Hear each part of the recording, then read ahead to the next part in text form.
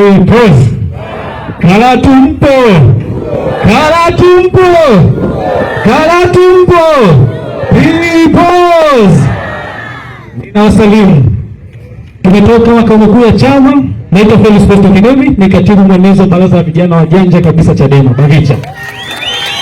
Niwape salamu za mwenyekiti wetu wa baraza la vijana, ameniambia wasalimie Karatu. Baba zangu wa Karatu, mama zangu wa Karatu na ndugu zangu wa Karatu, ninawashukuru sana kwa kuendelea kukiheshimisha chama hiki. Mwaka jana mwezi wa 5 tulikuwa hapa pamoja na purukushani zote, tulifanya mkutano mkubwa hapa kwa tathmini yangu ya no reforms no election kwenye nchi. Ninyi mlikuwa kwenye 3 bora ya mkutano mkubwa uliofanyika. Baada ya mkutano ule na serikali ya Chama cha Mapinduzi kuona morali ya Tanzania na hali ya Tanzania kwamba wako tayari na wameielewa ajenda ya Chadema, wanakwenda kwa kuzuia uchaguzi, wakaanza milinge za kesi za kiuni. Wakawatafuta wauni wachache, wakaenda kutengeneza kesi kiuni. Kesi ikaendeshwa na Jaji Mwanga Kiuni, ambaye amewahi kuwa mwenyekiti wa tume ya uchaguzi Zanzibar, ndo akawa jaji ya kuendesha kesi ya Chadema. Akaweka mazuio ya kiuni nje na taratibu ya kisheria, tukazuiliwa kufanya siasa. Lengo lao ilikuwa ni tusiendeleze mapambano haya ya kuelimisha Watanzania juu ya no reforms no election, na kwa sababu walitambua matokeo waliamua kuweka mpira kwa pani. Lakini ninyi watu wa Karatu mnaendelea kukiheshimisha chama hiki, hamjateteleka. Hakuna hata mmoja kati yenu ambaye amekata tamaa, na ndio maana hata kwenye wito huu wa dharura ninyi mmefika mahali hapa. Jipigeni makofi. Hamjateteleka.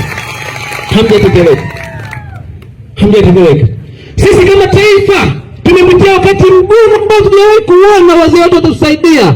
Yaliyotokea tarehe 29 hata shetani mwenyewe anayaogopa. Kwa mara ya kwanza kwenye nchi yetu tumemshuhudia shetani kwa macho. Wameua ndugu zetu, tumepoteza baba zetu, tumepoteza mama zetu, tumepoteza kaka zetu, tumepoteza dada zetu, tumepoteza wapendwa wetu. Nchi nzima ina vilio, na wengine wabaki na ulemavu wa kudumu. Na cha ajabu, unyama uliopitiliza, miili ya ndugu zetu wakaificha. Huu ni unyama namna gani? Haijulikani hata miili ile walikwenda kuificha wapi baada ya kuua wapendwa wetu. Hata kwenye tamaduni za kawaida za Kitanzania huwa tunazika, tunawastiri ndugu zetu. Siku nyingine tunakwenda kwenye kaburi tunaomboleza, lakini hawakutupa hiyo nafasi kwa ndugu zetu, wamekwenda kupoteza miili. Peoples, huu ni unyama namna gani? Hata shetani hawezi kufanya unyama huo. Na haya mauaji, nataka niwaambie ndugu zangu wa Karatu, hayakuwa ya bahati mbaya, yalikuwa ni ya makusudi. Kwa sababu kabla ya 29 tulisikia kauli zao. Tulimsikia IGP, tulimsikia nani wa mlimo pale Kanamauma Dar es Salaam akisema watakaoandamana cha moto watakiona. Kwa walijiandaa kuua watu ambao wanatimiza haki yao ya kikatiba ya kuandamana. Tulimsikia alikuwa waziri wa mambo ya ndani kwa wakati ule, Innocent Bashungwa, akisema hakuna atakayeandamana, jeshi la polisi limejipanga. Majibu yake ilikuwa ni jeshi la polisi limejipanga kuua Tanzania na kupoteza ile miili. Peoples, tukamsikia aliyekuwa rais kwa wakati huo Samia Suluhu Hassan akisema hakutakuwa na nyinyi. Ni maneno yake.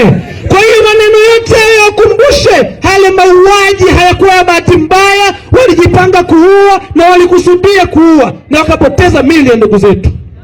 Kuna mama mpaka leo anatafuta watoto wao. Wamama wabeba vidonda vizito miilini mwao, hajui aomboleze, hazike nguo, hawamsahau mtoto wake. Kuna wazazi mpaka leo wanatupigia simu wanaulizia juu ya watoto wao. Ni maumivu ya namna gani?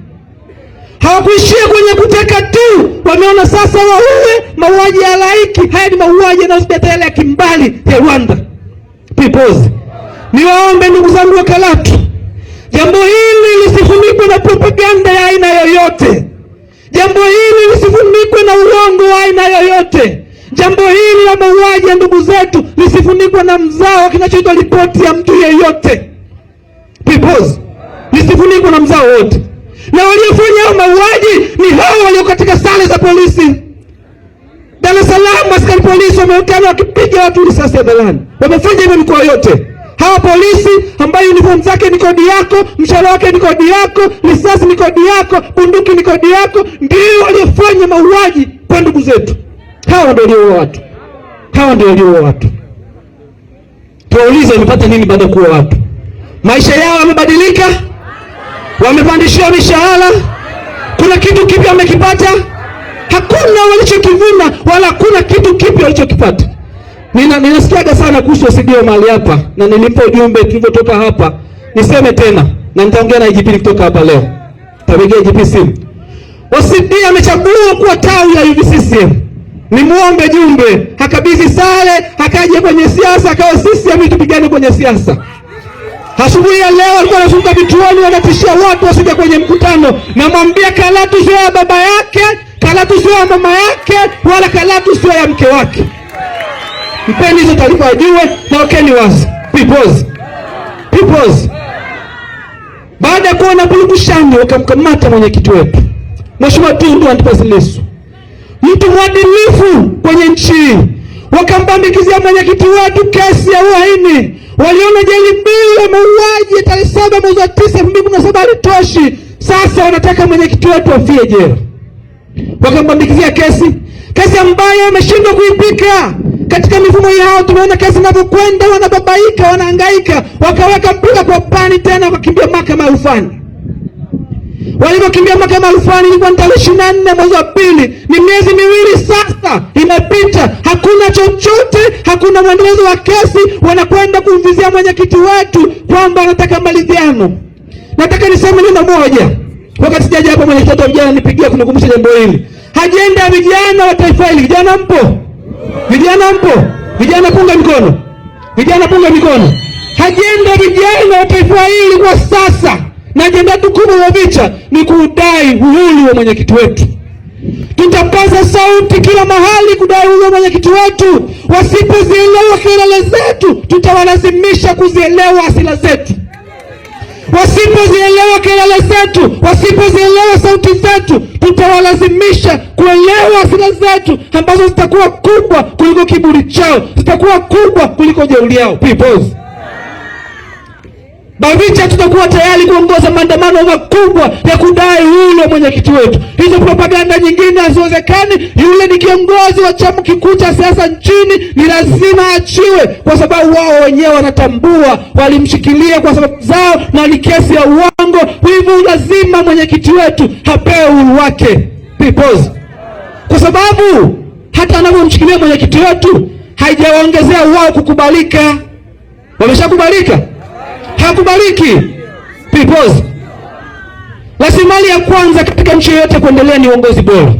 Katika nchi ambayo Mungu ametubariki kila utajiri, Mungu ametubariki madini, Mungu ametubariki ardhi safi, Mungu ametubariki mifugo, Mungu ametubariki mbuga za wanyama. Karatu ni kitovu cha utalii, lakini akatunyima kitu kimoja tu, uongozi. Kitu kimoja tu, uongozi bora. Nataka niwaambie wana Karatu, nchi kwa sasa haina kiongozi sehemu yoyote. Nchi imegeuzwa shamba la bibi. Kuna genge la wauni wanaokula kodi zenu, wanaojigawia vipande vya ardhi, wanafanya biashara kwenye maisha yenu, wanaua watoto wenu, wanawanyima watoto wenu ajira, wanawafilisi kwenye kila kitu. Ni genge la wauni, wamegawia makatari nchi yetu. Kila sehemu imeuzwa, kila sehemu imefilisiwa, kila sehemu ni ushenzi mtupu unaendelea. Peoples. Nishenzi mtupu. Na akitoka hapo analetea ajenda za Simba na Yanga ili msahau umuhimu wa kupigania taifa lenu. Niwaambieni tuendelee kupigania taifa hili kwa sababu tukiliacha kesho na kesho kutwa watoto wadogo watakuta ni makapi, hakuna chochote watakachokikuta. Jukumu la kupigania taifa hili sio la Tundu Lissu peke yake. Tukapigania uhuru wa mwenyekiti wetu atoke ndani, tupiganie taifa letu, tuondoe hawa CCM. Njia pekee kumaliza msiba kuzika. Njia pekee kumaliza msiba ni kuzika. Hawa watu hawana namna tena ya kusaidia nchi. Wamekwisha kushindwa. Hebu tuwaondoeni kwa lazima, iwe mvua iwe jua, lazima waondoke. Kama unasema lazima waondoke, punga mkono. Kama unasema lazima waondoke, Karatu punga mkono. Kama unasema CCM ondoka, wameondoka. Sema tena ondoka. Sema tena ondoka. Lazima waondoke. Because lazima waondoke. Kwa kumalizia, sababu leo kuendelea mvua, nisimnyime mwenyekiti nafasi ya kuhutubia. Kwa kumalizia, mnakipenda chama chenu na mmekuwa mkikiendesha muda wote. Chama hiki ni cha wananchi, ni cha kwenu wana Karatu, jimbo takatifu, na mmekuwa mkikiendesha chama hiki wakati wote. Na ndio maana wanapata pressure. Mwaka jana walipotufungia ruzuku, walihisi tutashindwa kuendelea na no reforms no election. Walipofunga ruzuku, wananchi mkasema tunachanga peoples. Na ninyi mkafanyaje? Mkachanga. Mlivyochanga, chama kikaendelea kujiendesha, operations zikapigwa nchi nzima, barabarani, mabondeni, tukafika kila eneo. Wakapata pressure sasa, walipoona tumesema changieni chama chenu upya, wanapata pressure na wanaanzisha propaganda. Nimemsikia bwana mdogo yule kiongozi yule kiongozi nimemsikia. Eti msikichangia chama hiki ile, sijui kuna mtu anamsikiza kiongozi kwenye hilo. Waambieni chama hiki ni cha kwenu na mtaendelea kukichangia na mtakiwezesha kiweza kufanya shughuli zake, kwa sababu ndio ukombozi pekee wa taifa letu. Peoples, mimi ninapenda sana Karatu, nitakuja tena. Hii ilikuwa ni kwa dharura. Mheshimiwa Mwenyekiti, mimi nitakuja tena Karatu. Karibu sana Mheshimiwa Mjumbe wa Kamati Kuu, uongee na watu wa Karatu. Mwenyezi Mungu awabariki Karatu, ninawapenda sana. Mwenyekiti karibu sana. Karibu sana mwenyekiti wa kanda, mjumbe wa Kamati Kuu, karibu sana.